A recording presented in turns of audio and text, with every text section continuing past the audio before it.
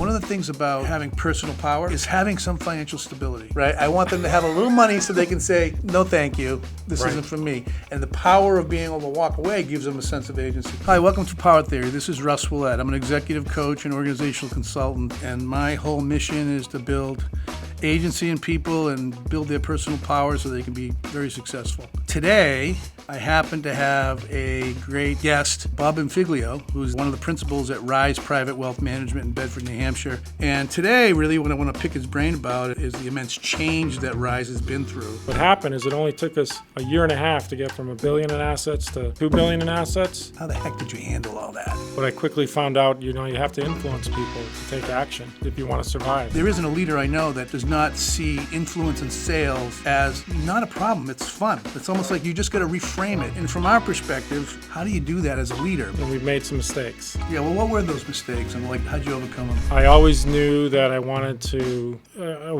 control my own destiny. So I learned as an engineer at Raytheon, and I always wanted to be in leadership.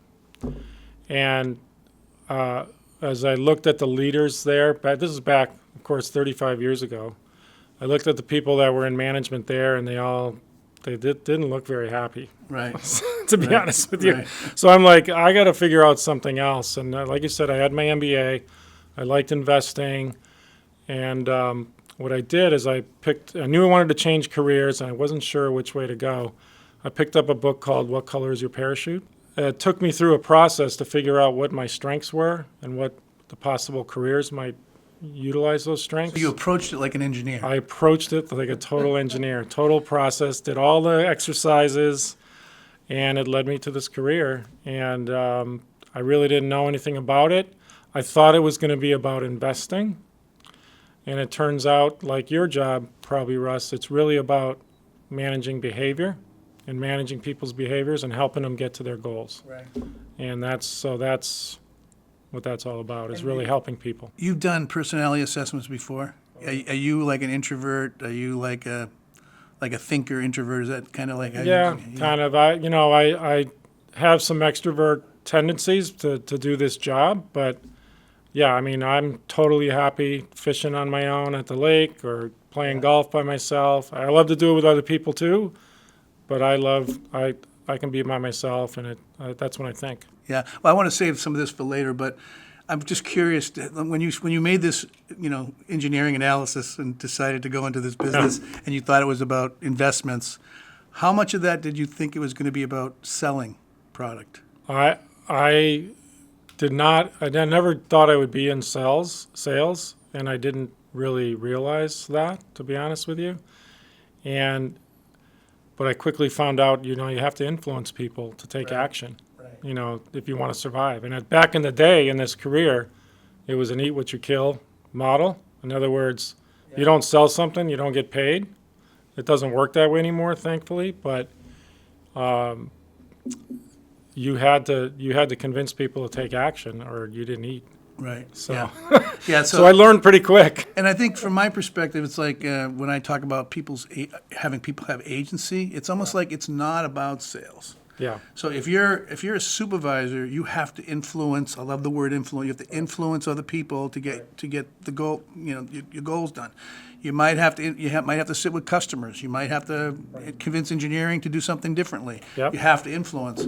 And I think there isn't a leader I know that does not see influence in sales as not a problem. It's fun. It's almost like you just got to reframe it. And Kevin Hallenbeck and I talked a little bit about this, like the psychology of nobody wants to be in sales, but when you're advising somebody, and I've introduced you to some of my friends, right? And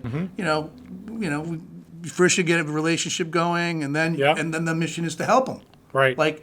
And that's the way you look at it. You don't look at it as I'm trying to, Right. Yeah, we have this mantra: leave people better than you found them. So you just want to, that's what drives me, is helping people. So I want to figure out a way to help them, and I figure if I can help them take action, that's gonna help. Yeah, so it's always do the next right thing, whatever that is. And which brings us to, I wanted us to spend a little time talking about, our relationship. And You guys have been in Bedford for a while, but I didn't know you. But I happened to be on the Chamber of Commerce board of directors, and you reached out to me and said, "Hey, I'd like to go to lunch." And I'm like, "Okay, he's an investment guy. Of course, he's gonna. I know what I know what this lunch is about." And we went to lunch, and we didn't talk about that at all. What we did is, you were really curious about, my business. You were curious. You kept asking me questions. You were curious about me, and we had a similar background as I worked at Raytheon too, and I kind of understand that world a little bit, so I kind of like hooked onto that. It didn't take long for us to be really, really kind of good friends, like good advocates for each other. And so through the years, of course, you've hired my firm, I've helped your firm. Right. I mean, it's been a really great relationship. I'll make introductions to people I think I've recommended you for boards. Same. Right, and we do this, and it's like it's really purely on the basis of, like, I'm not trying to get anything out of you. Right. I'm just, that might come out of it, but I really just like you and want to help you. Right. I'm an advocate for you. Yeah. And you feel the same way. I do, and we have had within Ameriprise and within the community, our mission is just to help people, right? So if I can help you or other professionals like you do a better job, I'm an advocate for doing that. So you just follow the formula. It wasn't because you like me in any special way. Well, you're pretty good, Russ. Yeah. So listen, your Rise has been through a lot. I'd like you to talk a little bit about what's happened, like, since you decided to grow to where you are now, and what the near future looks like. So like I said, I've been in the business 35 years. I've done a number of different roles during that time, and I started out as an individual practitioner, like most people did in this business, and there was a lot of grunt work and just to survive. Then like I said, I wanted to be in leadership right from the start, so I became a training manager a year later, a district manager after that, and I ultimately became a field vice president with the firm. So I was working in the northern New England region, and 200 advisors were in my charge to coach them and help them grow their business. Right. And then as that role began to change and the compensation wasn't changing as well, I said, well, if I worked this hard and I did it for my own business, what would that look like? And I decided to make that change. And that was back in 2007, where I basically started over in my own practice. Few years, and I started that at that point, and I had two-pronged strategy. I had actually three-pronged strategy. I did organic, just meeting new folks and bringing them on as clients. I decided to inorganically, like if advisors were going to be retiring, I would take over their business and pay them and take over that client base and help those clients. And the third thing is I was doing some coaching of other advisors that. So I had built a coaching group as well. Yeah. And eventually I dropped that coaching piece to focus on the practice. And then a few years later, 2010, I hooked up with Brent, the co-founder of Rise, Brent Kiley, and we started Rise. He was also an Ameriprise advisor from Bedford. We got together, and we had similar values, similar goals. At first, we just kind of occupied the same space, but then as we started to grow, we decided to share staff, and then as that continued to grow, we moved in next door to where we are today, and we had 7 people on the team, including the 2 of us. Today, including interns, we're at 68 people, and I think the real shift was in 2018. As I said, we were kind of dating and engaged up until that point, but in 2018, we decided to merge everything, including our revenue stream. Oh, so revenues weren't included. So we made a real company, started an LLC, and because this business that we're in has traditionally been an individual contributor business. Right. But we decided to make a team. Yeah. And with that, then we brought in a couple of other partners that were also Ameriprise folks, and we began to build a real business, as we like to jokingly say. Yeah. At the time, we were under $1 billion in revenue, but we had some big goals. We wanted to get to not $1 billion in revenue, $1 billion in assets. We wanted to get to $5 billion. $1 billion in revenue would be really good. That would be really good. $1 billion in assets. We wanted to get to $5 billion. That was our 10-year vision. And what happened was, when we merged and we started to build a business plan together, we all started to pick we all identified our unique abilities and our specialties. For instance, the reason you and I got together and we hired you is one of my roles is leadership development in the firm. And so we contracted with your firm to help us with some of that leadership development, which was excellent, by the way, but we can talk more about that if you want. Anyway, all the 5 of us had specialist roles on the leadership team. And when we did that, we started to accelerate our growth. What happened is it only took us a year and a half to get from $1 billion in assets to $2 billion in assets. And we started to really explode. Yeah. So it's my understanding that since 2018, I think, is when you really combined everything, you've had a series of mergers and acquisitions. I'm curious to know about that and where you are now. And really what I want to talk about is how the heck did you handle all that? Yeah. Because you're merging advisors, back office, functional abilities, and partners probably. Right. So talk a little bit about, that growth and maybe some of the challenges that happen with that. Yeah. So the first thing is, we have this vision together, and we do M&A, but job one is organic growth. Still, that's from referrals and introductions from other professionals and things like that. So that's our number one thing, that we want to have a solid, really wow client experience so that people feel good about it and they refer us to their friends, their colleagues, things like that. So that's in place, and we felt good about that. So then we said, okay, let's accelerate our growth by doing M&A, like you say. So the first thing is, we've done a lot of these, between Brent and I and the other partners on the team, we've done a lot of these, probably over 40. Wow, yeah. Advisors that either have sold to us or merged in with us, one way or the other. Yeah. And we've learned a lot, and we've made some mistakes.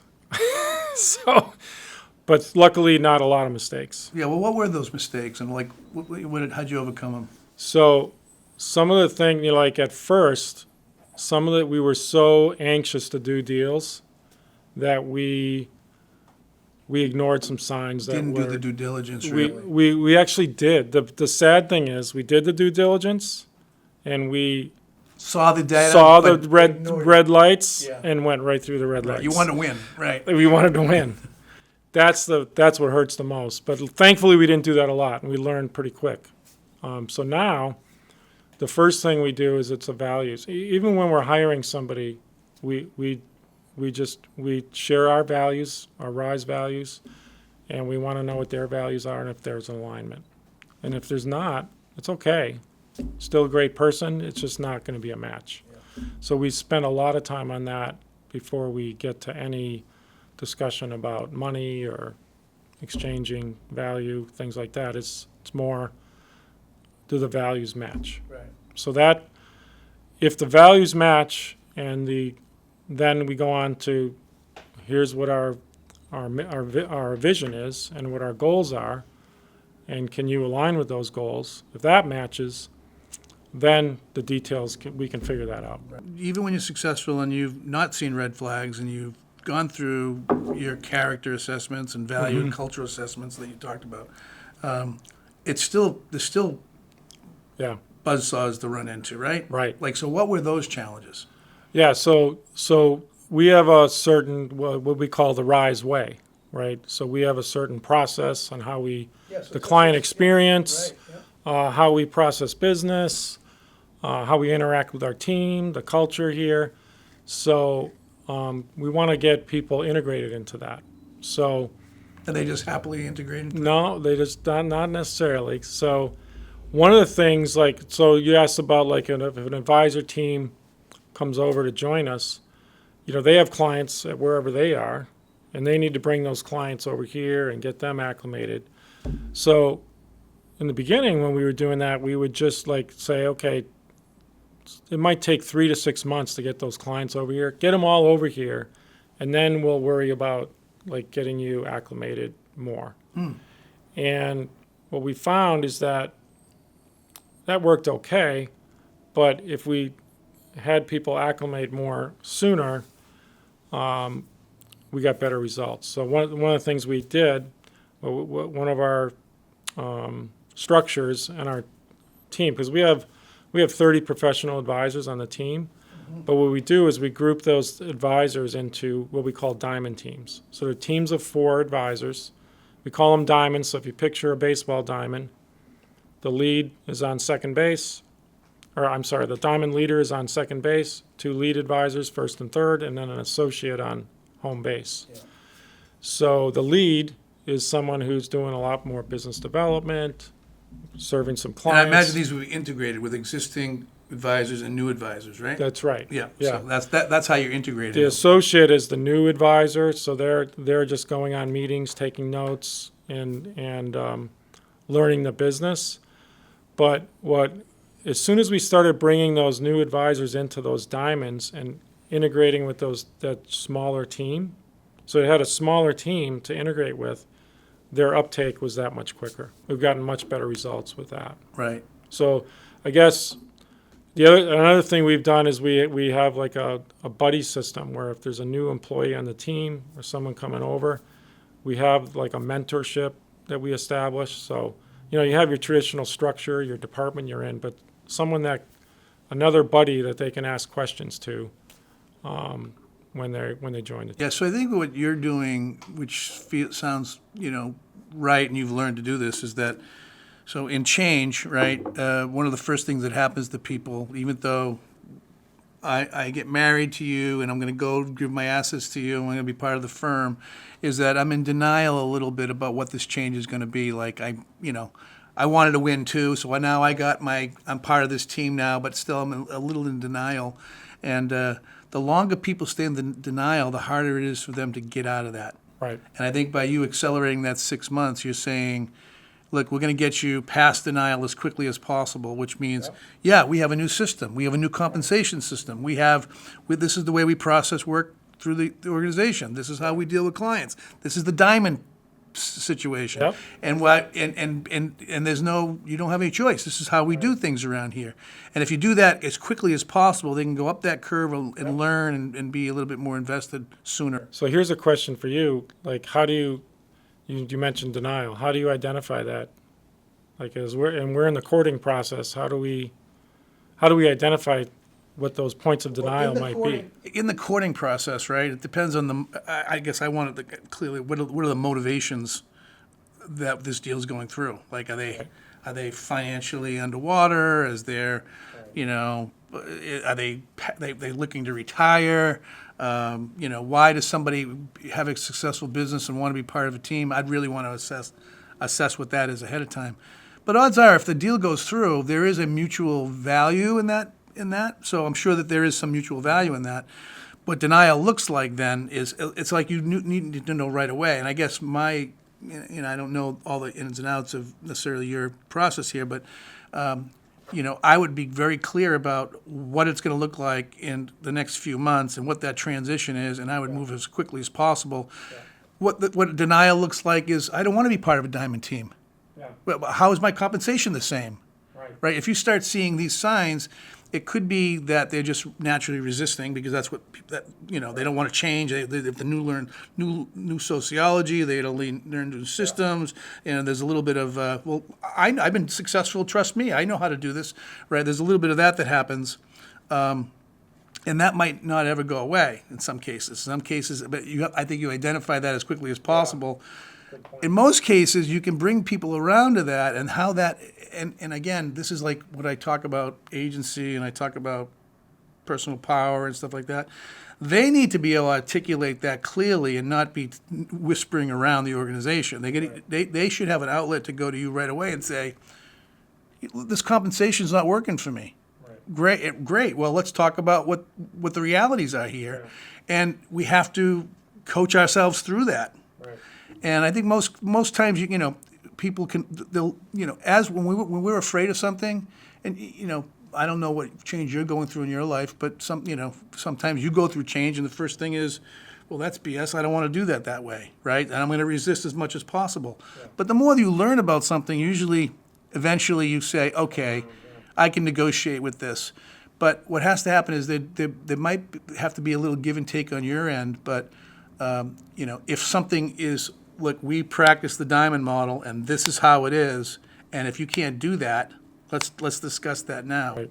So getting back to some of the mistakes we made and some of the people we brought over, we've gotten way better at doing exactly what you said, to identify what those possible denials will be Right. before people come on. So, and one of the ways we've done that is, as I said, one of the earlier deals that was a mistake, we didn't have a big pipeline of things to choose from. So at this point, we've really, built a great reputation in the industry and with Ameriprise and in the community.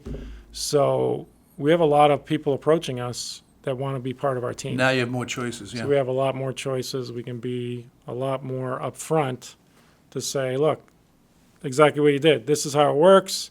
We want your feedback and we want your ideas because you could make it better, but we're not going to change the whole structure, Right. just to bring you in. Yeah. Whenever there's a merger and acquisition, this happens all the time. I get a call and it says, my company just got bought, and these guys are a bunch of jerks, and they came in and they think they know it all, and I don't know what's gonna happen, and it's like true story. Like people are freaked out. I mean, these are senior people, right? Yeah. And I say to them, this is true. I say this to them. I say, I'm going to give you the most important advice you ever heard in your life. You ready? And they go, yeah. I says, kiss their ass. And basically I'm saying, you're not going to win this argument. If there's a merger and acquisition, what you want to do is, you want to say your piece, but then you're going to let them know that I'm on the team. Right. I'm on the team. What can I do? And it's a lot more fun than resisting. And I've given this advice to family members, to clients, and when they don't listen to me, they end up leaving. It's like, it's a shame. It's like all you have to do is dig in, wait a little while, learn as much as you possibly can. Odds are they're not jerks. Right. Odds are they have a mission, they want to be successful, they want to make money. If you show that abundance mentality and you're willing to learn and be coached, then you gain more influence. Yeah, who are you going to take on your team? If you acquire a company, of 10 people and 5 of them are like all in, that you're all in with these 5 people, right? And I think that's so people go through a personal challenge, and this is like the dynamics of change personally. There's denial. It's almost like grief. They denial, then they have to learn about it, and then they eventually they have to accept it, and eventually there might even be a regret that it's gone, but eventually people go through, and there's also a corporate way of doing this. So what we have to understand, what a lot of leaders don't understand, is that people go through this personal, and you can help them through that. Mm-hmm. If someone's really struggling with what's going on, it's amazing what coaching will do, or you coaching them, and you've done this before, so spend a little time, listen to what let them hear themselves talk through the problem. Right. They'll talk themselves right out of it. There's that, and then there's the corporate piece, which is people need to know the burning platform, which is if you don't follow the diamond process, you're not going to be successful. That's the burning platform. Right. How do I align them? You go to your best, in your organization, you probably have 5 or 10, I call them influencers. Mm-hmm. They don't have to have any stature or big role. They're just people that people like. Right. They're the cool people in the company, right? The people that people look to. Right, you get them aligned around this, and then that'll help other people. Right, you make sure. That whole change process was something when you coached us and helped us with our leadership development program. What we took to heart big time, that model that you shared with us. Yeah. And you're kind of ticking through it now. Right, yeah. And that's helped us tremendously in a Right. number of different areas. And part of it is, like you say, those influencers, making sure you have the right people on the bus, and then they can influence other people in the organization. Yeah. And the other thing is just thinking with some empathy, like try to put yourself in that person's shoes. Like, what would they be thinking about if they're in a situation where we're going through a merger right now. We just signed a letter of intent last week or two ago. Pretty big deal, and we did kind of an announcement on their team meeting. And we had some things, we prepared some things, like if we were in your shoes, here's what we'd be thinking about. Like, is my job safe? Right. Right. And absolutely, we're not doing this to cut any jobs. We need all of you. So That's what you're a buying. series of issues we thought might be on their mind, so we could diffuse that right up front, and then of course took questions. And you things you like asked that. the questions for them, and why wouldn't they ask the questions themselves? Yeah. Right? Why? Well, Why this do was you- in a group setting that we were doing this, but Yeah. So but then the other thing we're going to do is we're going to meet with each individual on that team and find out. We call it Woody Whiffy. What do you want for yourself, Woody Whiffy? So what are your career goals? What are your personal goals? What are your unique abilities that you think if you could do one job, what would be your favorite job that gets you jazzed to do? And as our team grows, and we can get more and more people doing 80 or 90% of their jobs in their unique ability, how fast could we grow? Right. And that's, as I was describing earlier, that's what we've done on our leadership team, and we're trying to expand that to the whole team. Yeah. So we spend a lot of time every quarter actually updating our team members, Woody Whiffy, what do you want for yourself? Right. For the next 90 days, what are you working on? Next year, next 3 years, next 5 years, where do you see yourself? Yeah. And my philosophy is if I can help other people get what they want, we're going to get what we want. Right. Yeah, that abundance mentality. Exactly. So you're actually hiring. You're bringing on. What's good of this is you're not starting with like a bunch of college graduates and mentoring them up to the business. You're buying people that have. We're doing both. You are doing both. Yeah. Is there an age that you wait for people to be before they come here? Well, so we have advisors that are in their 60s, their 50s, their 40s, their 30s, and their 20s. And the reason we have that is Brent and I decided, like when we first got together, one of our visions was that we're going to be a firm that's here for generations to come. Most firms in our industry consist of a principal, maybe a junior advisor, a couple of team members, and when the principal retires, they sell the business, and that firm ends. And Right. they get absorbed by someone Yep. like us. Right. Yeah. We decided we wanted to be a firm here for generations to come. So we have 60 people full-time. We have 8 interns right now. And of the 60 people, roughly 40% of them are in our leadership development program. And the reason for that is we want to be here for generations to come. So we have a generation 2 we're developed and continue to develop, a generation 3, and we're working on generation 4. Right. So generation 4 is, interns coming in, and some of our brightest young talent interned here. We usually get interns. So they're really young. Yeah, they're they 22 years intern. old. They're in St. A's or UNH, and they intern for a couple of years, and then it's great for us because we get to see what they're like. They get to see our company, and then many of them have decided to come on with us. And we have, bright young CFPs, certified financial planners, that are doing great work. Nice. That intern with us. So the reason why I bring it up is like, does Ameriprise have statistics on the success rate of a 22, 23-year-old coming to the company and staying? So here's the thing. So back when I started, I was 27. It was, there was a good training program, but it was cold calling your friends, whoever you could get to sign a check. Right. Yeah. Right. But there was no there was a draw. There wasn't a base. There was a draw. So Right. you know how a draw Yeah, works. yeah, If pay you it don't back. make your draw, you fall behind. Yeah.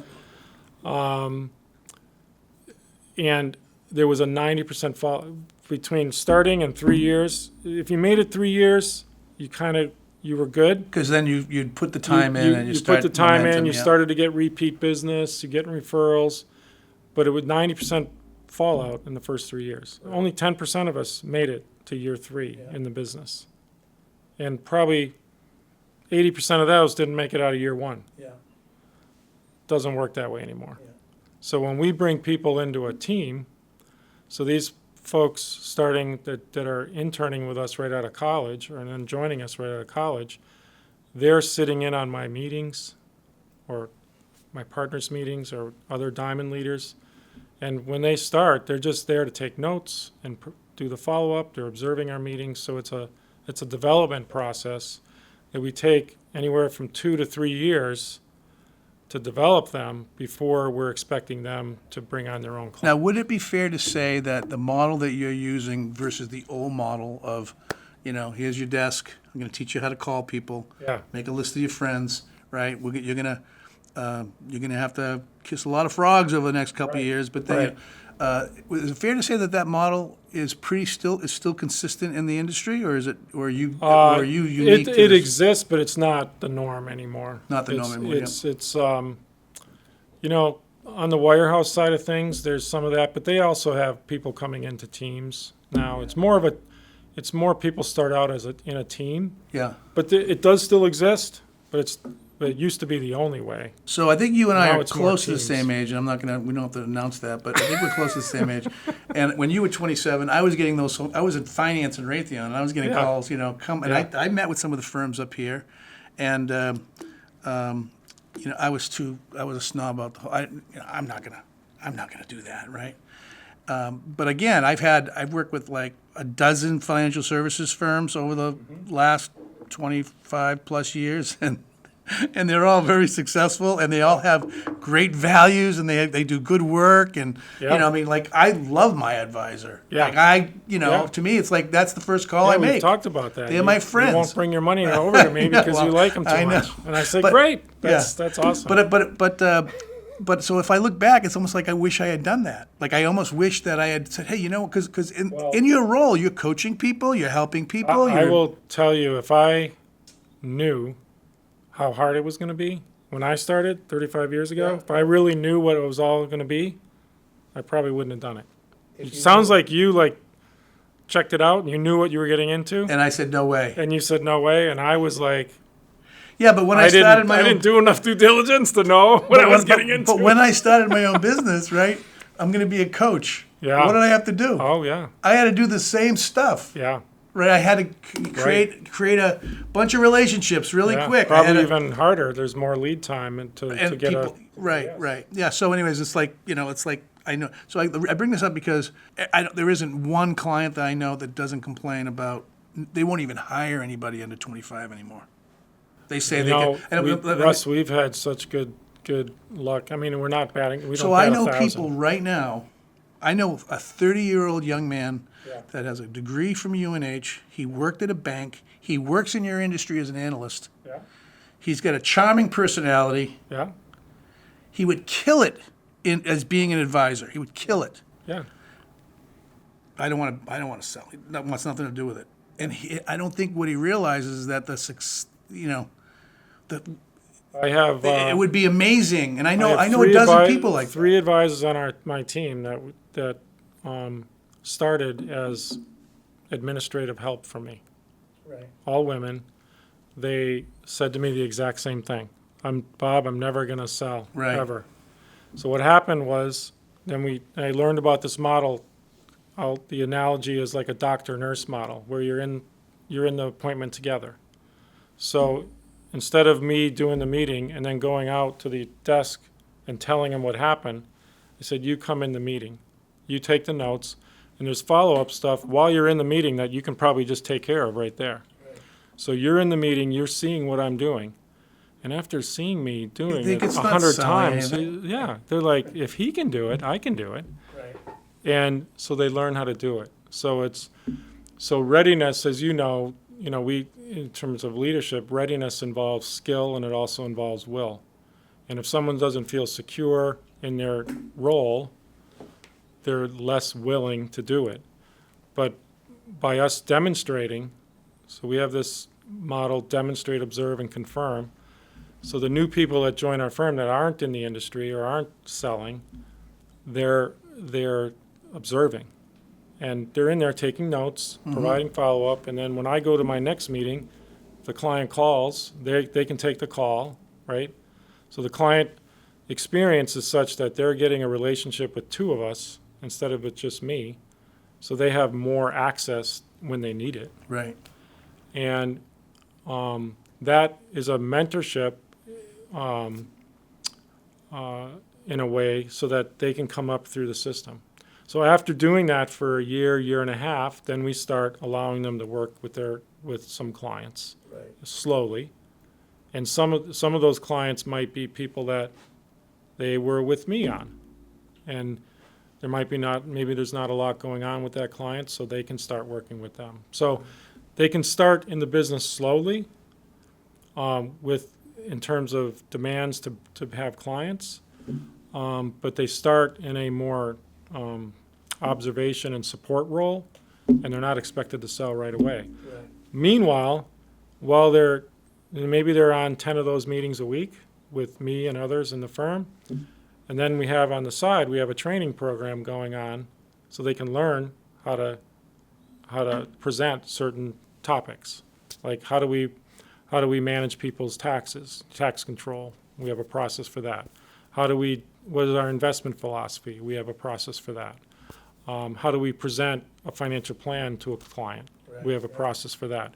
So we have an advisor leader who does that training for those folks, and then they see it live with the client when they're in the meetings. So the uptake is just extremely fast. So the latest person we appointed, he was at St. A's. He interned with us for 2 years. By the time he graduated, had all his licenses for our business. While he was taking his exams, he's taking the exams to get licensed. And just this past few months, he passed his CFP exam, Certified Financial Planner. Nice. There's only, I think, 5% of the CFPs in the industry are under 30. And he passed his exam at 22. Yeah. So he's the fastest, so as the more and more we do this, things happen faster because we have this robust program. And so I talk a lot about how we have we live in a different society than we did 50 years ago, right? Yeah. When you and I came up, cold calling. Right. You're accountable, otherwise you're going to be docked. Right. If you work 24 hours a day, you were a slave to the company. There was no you were on your own to try to figure out stuff. And all the structures in a company are set up that way for the most part. Mm. But what you're articulating is exactly what I advocate for a modern organization, which means you help people trust their ability to learn, you bring them and you provide the training they want. You have psychological safety because they're part of a team, and I know this culture a little bit, that you won't stand for that not being the case, the psychological safety. So there's a certain level of expectation of maturity and candidness and transparency that you advocate for. People can express themselves, they can talk about their ideas, they got enough people mentoring them and coaching them along the way to get stuff done. It's okay to make mistakes, you're going to learn. It sounds like you have a long runway to whenever people are comfortable to jump off into something else, they can do that. We didn't talk about accountability, but maybe there's got to be, if there's certain numbers and goals we're trying to make. You want to move up, there's certain thresholds and certain benchmarks. Yeah. And I guess the key here is when I hear you saying I actually hear you saying that you spend most of your time as a leader building confidence and and kind of self-respect and self-accountability and self-agency in people. Yeah. And that's kind of the secret sauce. Yeah, but not everybody's going to come along to that. So you must have had some failures along the way. Oh yeah, of course. Nobody bats 1,000. But my instinct is a trust until instinct. In other Right. words, I trust people. You gift trust. I give trust. My dad was that way, maybe to a fault, maybe me to a fault. But when I meet you, I trust you for your word until you give me a reason not to trust you. Right. So you haven't given me any reason for that personally, but Yeah. I trust you. So So am I on like probation or something? No. But my point of that was when we have a new person coming into our team, I trust that they're coming to work every day wanting to do their best. They want to do their best. Now, will that happen every day? Maybe they had a bad morning, Right. whatever. But I'm trusting they're coming to work to do their best. And the second thing is I want to put them in a position of success. So I'm not going to throw them to the wolves and to do something new that they've never seen before. Right. So we have this demonstrate, observe, and confirm process where, if we're expecting them to do something, we're going to show them, we're going to demonstrate it first. So I believe, and I've brought this to Rise, is that, when I describe this model, this doctor-nurse analogy, a lot of my colleagues in other parts of the firm and the industry think that's a waste of time. What you have this other person in your meeting. Oh, it takes time. That's a waste of time. Right. Well, if you never do that, how are you going to develop people? Right? So it's part of development, and I would argue we're getting much, much better results in a shorter period of time because we've invested that in our people. Right. And I've heard this, before from people. I actually heard an executive say, why should I be teaching people what their parents should have taught them? Motivation and stuff like that. And I guess, well, they have to learn it from somewhere. I mean, Yeah. why not spend time?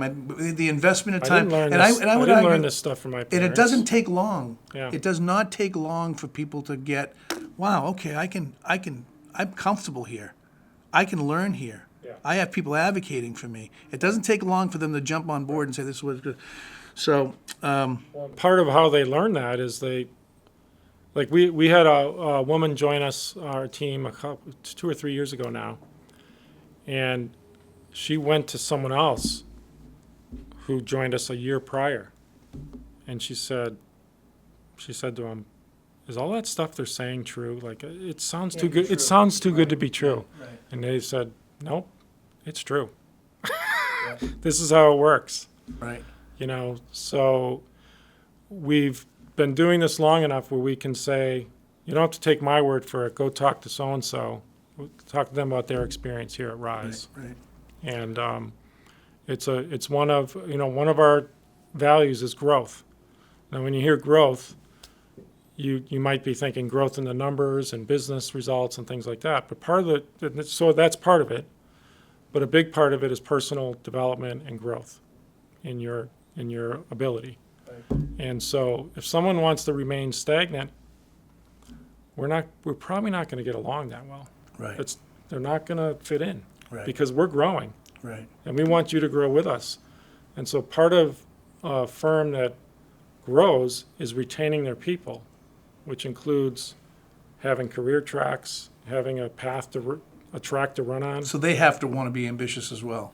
Yeah. Right. I mean, we're going to get along much better if they are. Right. Good. So you guys are at $5 billion now? With this deal, we're going to be at about just shy of $4 billion in Nice. assets. So what's the Well, the growth goal? Our current business plan is for $10 billion in assets in 10 years. But now we're probably going to have to change that because we got this big deal. So we're going to probably have to up the goal. There you go.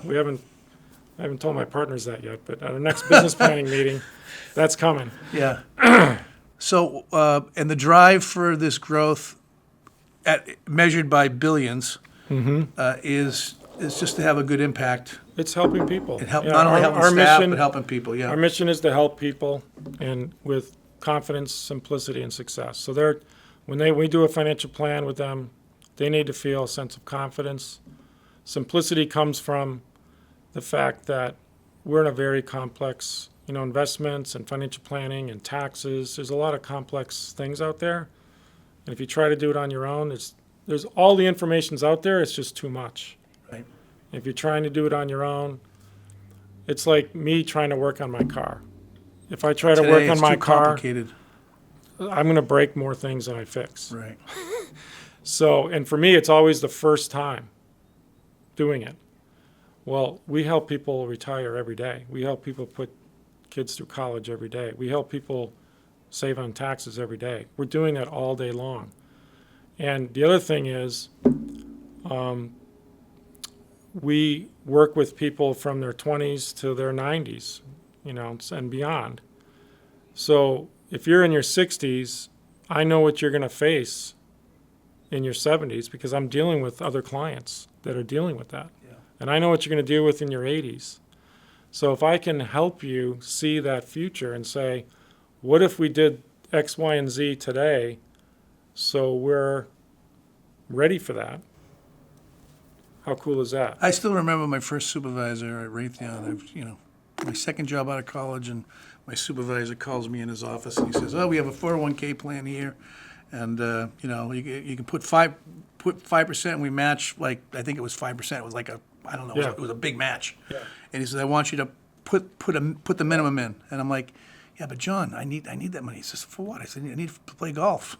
He's like, "Listen, just do me a favor. I want you to put in the max, right?" And then when I retired Good for from him. there, I didn't retire, but when I left there, Yeah. like 20 years later, it was like, wow, right? It was like, holy cow. But it took people mentoring me to do that. Right. And, I think that people, we should be teaching this stuff in school. I don't know why we don't teach this stuff in school, to be honest with Some you. schools they do, but Yeah. the student has to be ready to hear the message too. I mean, you know that. One of the things about having personal power is having some financial stability.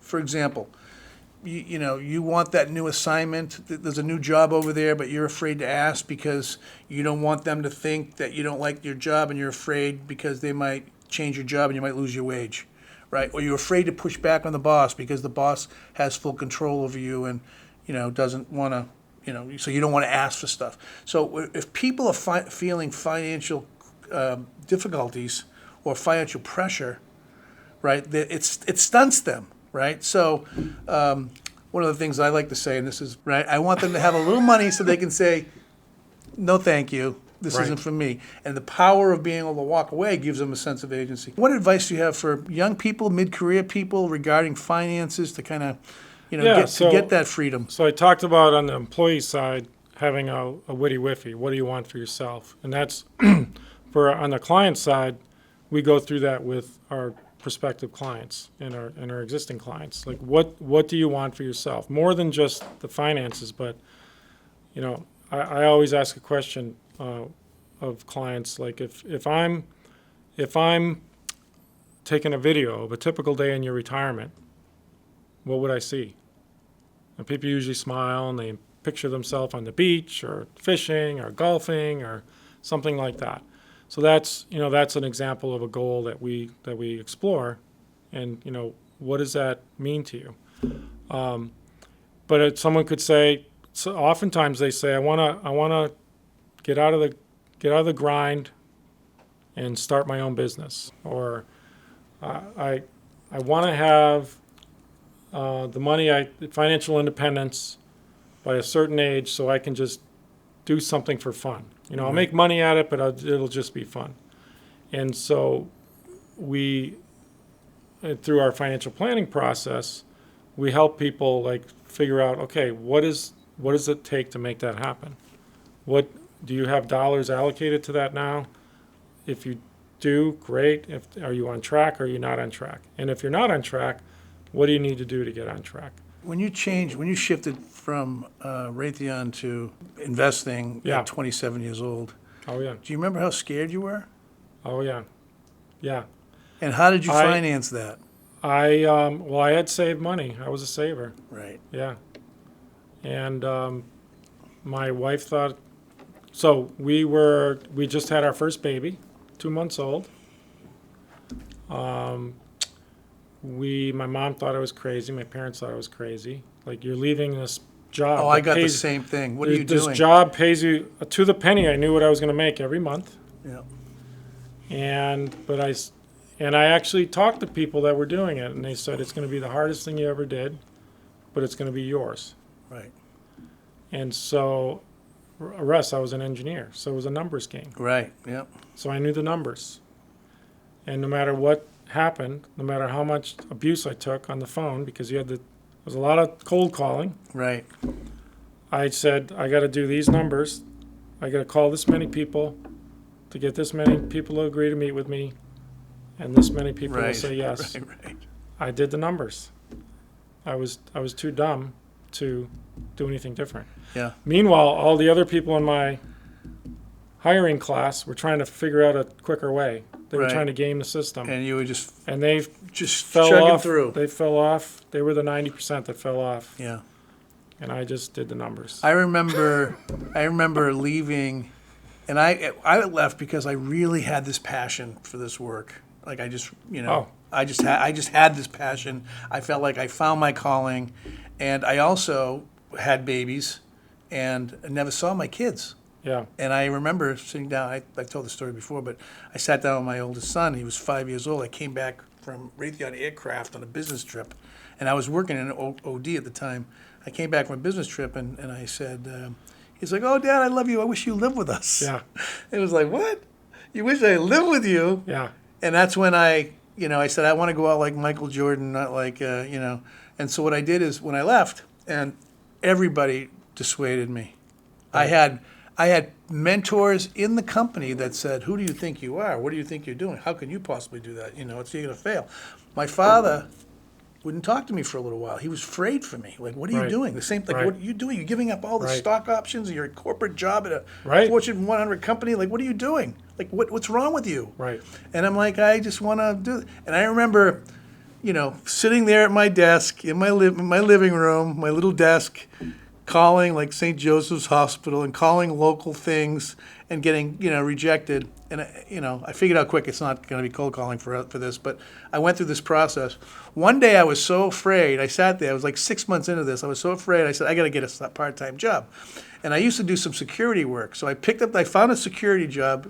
I picked up the phone. They said, "Come on in for an interview." I went for an interview. They hired me on the spot. Oh my And gosh. I go home, and I got home. Shelly said, "How was your day?" I said, "Good. I found a job today." And I didn't do it. Yeah. But what I did is I wrote down in an envelope. I was burning through money because I didn't have enough clients. 6 months into this thing, Yeah. right? I put in an envelope what level I wanted to be at, like financially. I wrote down some goals, and I sealed it, and I put it, for 8 months out. And I remember Yeah. sticking it on the refrigerator. Yeah. And 8 months out, I picked it up, and I had surpassed all those goals. Right. And Right. so it's like, Yeah, I think that. but I had to I had to Yeah. invest my own money, and that's something people don't want to do either. Right. It does take not only effort, but also takes resources and I've as I mentioned earlier, I've coached a lot of. When I was at field vice president, I coached a lot of other advisors. I've worked with a lot of business owners today, as an advisor, in the planning business. And I've observed a couple things. First of all, like you start with why. Simon Sinek's like start Yeah. with why, and what's your vision. So my why is I want to help people grow and prosper. That I found that I had a mentor. I think in my third year in the business. He took us through a values exercise and to find your mission and things like that, and that was to help people grow and prosper. So that drives all my decision making. So that's what drove me. My first goal coming into business was to make it so my wife didn't have to work. right. We had a new baby when I started, and we had 4 kids by the time my oldest was 5.5.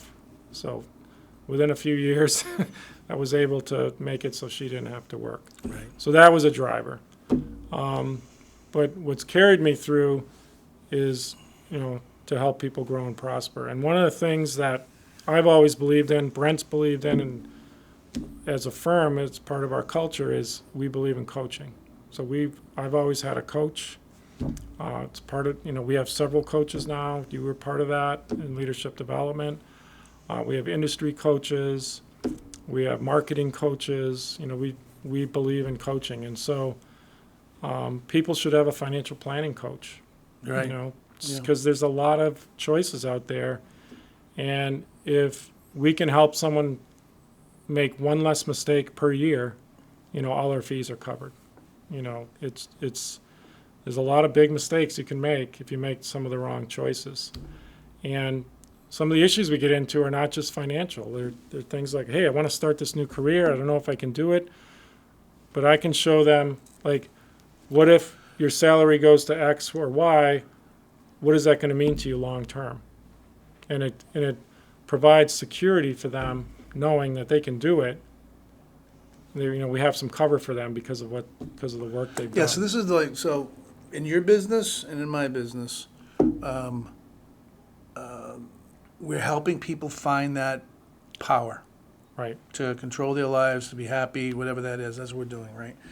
What I like to say is that coaching, whether it's financial coaching or not, right, will, if it's going to take you 10 years to get that promotion, or 10 years for you to buy that boat, or that beach house, or 10, whatever that is that you want, right? Mm-hmm. Coaching significantly reduces the yeah. time. I could get someone promoted in 2 years that would normally Right. take them 10 years. Right.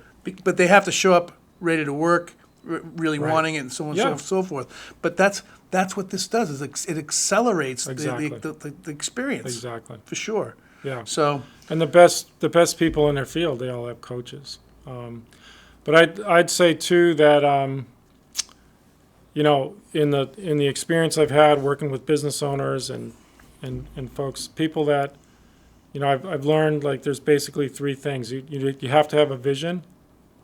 And vision is an overused word, but what I observe in people that are successful is they have a vision, but you can point to things that they're doing that their vision is drawing them, and they're it's like they're I taking think action. it was like an intention. They're If you write an intention, if you make an intention, Yeah. it'll come true. Yeah. Right, yeah. So you can see that it's something that they can feel and they can taste, and they're actually taking action. The other thing is you have to be willing to take risk.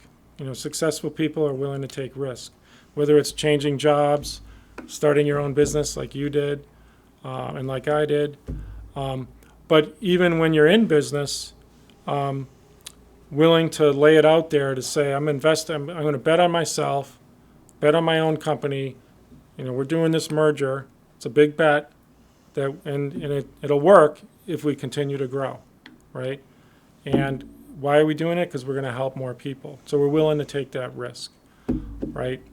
And then the other thing is being willing to reinvent yourself with it, and you reinvent your company every 2 to 3 years. So you asked earlier, how have we done all this? We've gone through all this change. We are a different company than we were 2 years ago. We were a different company 2 years before that. And I'm not doing the same role I was 2 years ago. 2 years before that, I had a different role, right? So that's part of our culture, is being willing to reinvent. And part of the way to do that is making sure you understand what people want for themselves and helping them get into their, as I said before, their unique ability.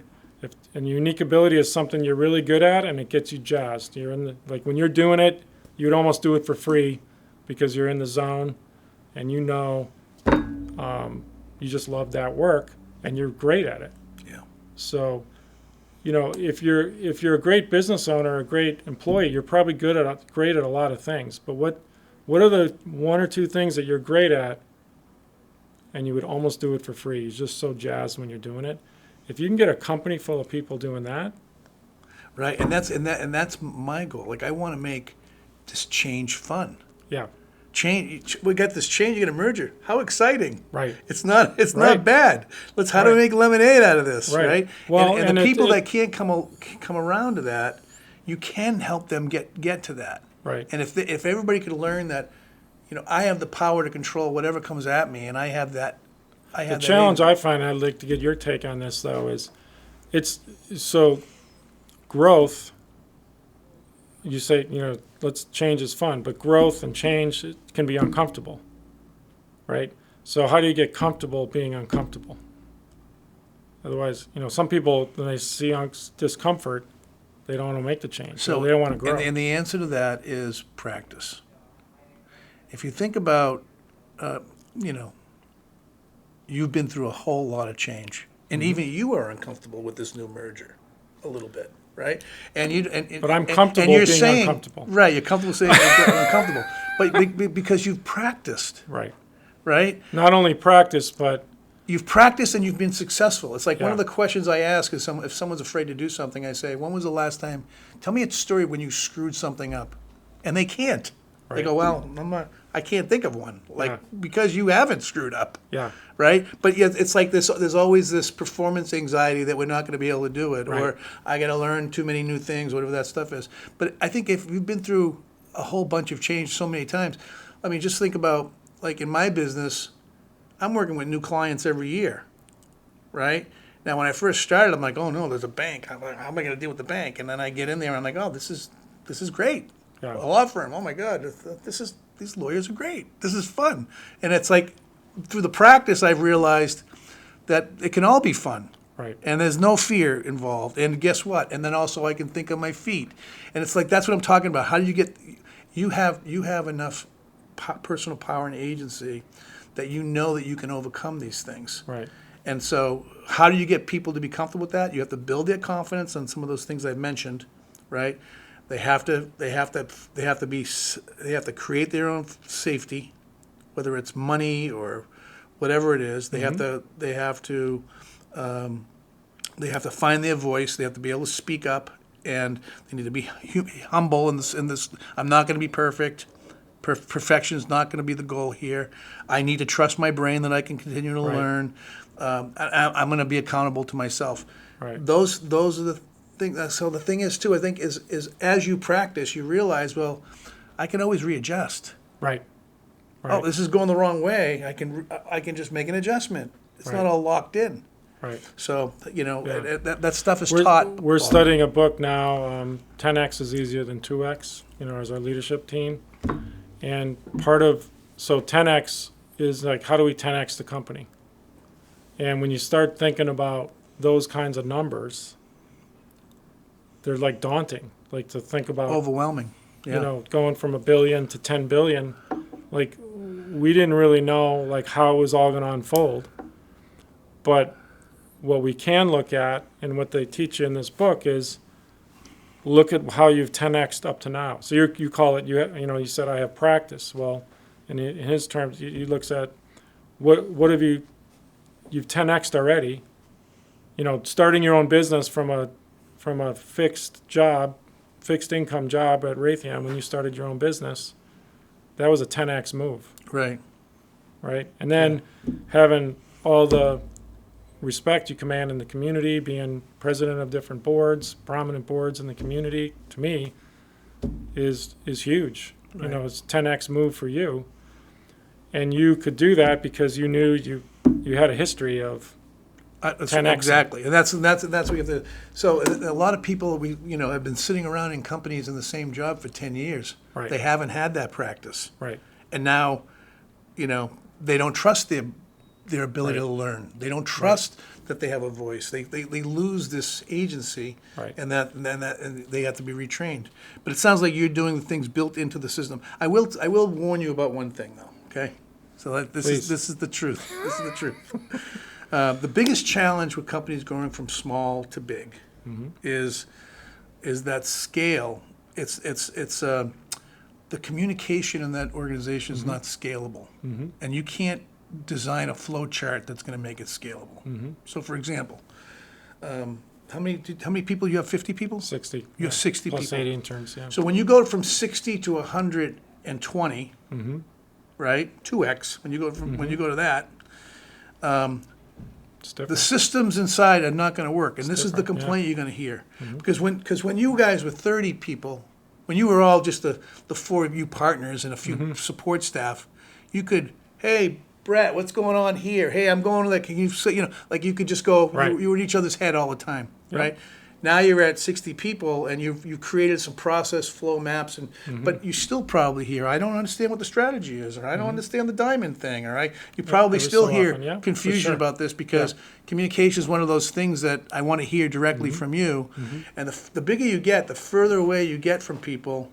So there's no magic answer to that. Right. The only answer I can give you is, if you have to train people, again, to have their own personal power and comfort, and knowing that what I'm doing does fit in somewhere, and if I don't know, I can ask. Right.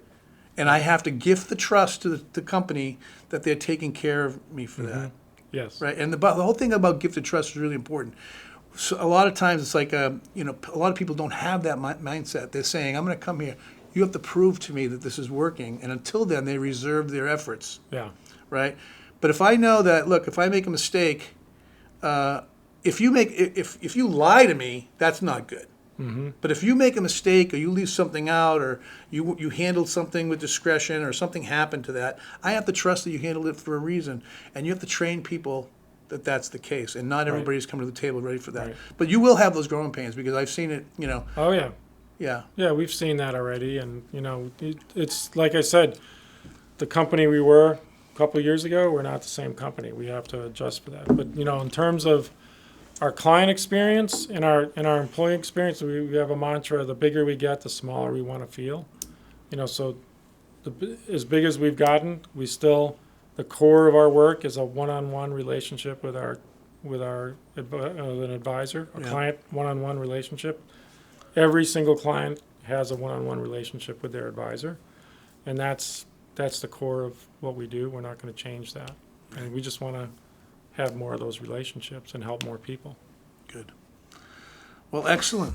Yeah, this was fun. Thanks for spending the time. It's nice and I do appreciate our friendship and our professional friendship. Excellent. Well, I hope it was valuable, and good. Thank you. All right. Thanks, Bob. If you liked this video, subscribe, and we'll see you the next time on Power Theory.